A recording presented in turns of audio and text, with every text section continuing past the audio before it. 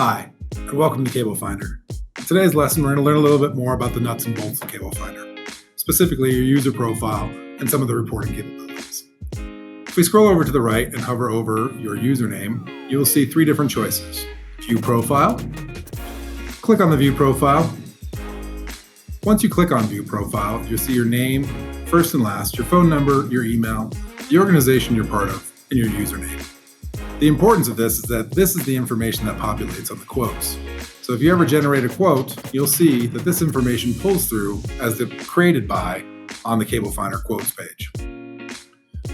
Moving a little further, if you ever want to change your password, simply hover over your username, click Change Password, type in your old password, new password, and reconfirm with a save.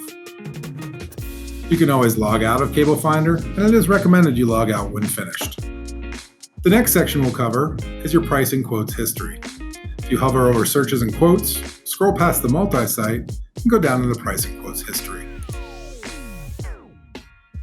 Every opportunity that you've created a quote for or a contract for is stored here in your pricing quotes history. You can export to a CSV file if you're a sales manager looking to see what their team is doing. You can click on an individual to download the quote again to resend out. You can click on Price Quote in order to reprice the quote or change the services selected. Or you can click on Download Contract if you generated the contract to get the contract again. We wanted to show you what a manual request looks like.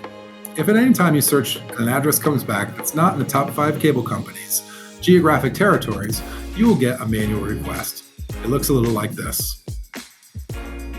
As you can see, the address in Homer, Alaska does not fall within Comcast, Spectrum, Cox, Altice, or WOW's current geographies. In this case, what you'd want to do is go ahead and use the Request Manual Pricing feature. You'll see that based on your profile, as talked about before, your email, phone number is already pre-populated. The street address you were searching along with the city, state, and zip, or unit number if available, is pre-populated.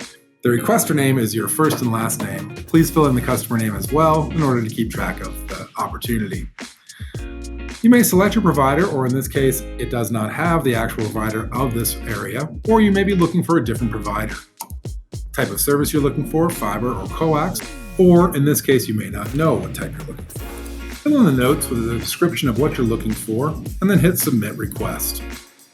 CableFinder has integrated chat right in the web page. This is great for if you do hit a manual request and you still have questions, or if you have any questions regarding assistance with the site, quotes, contracts, general questions, anything of the like. Simply select what type you have, type the question in, and start the chat. One of the CableFinder agents is standing by waiting to talk to you. And those are some of the ancillary features of CableFinder. Thanks for watching. We'll see you on our next video.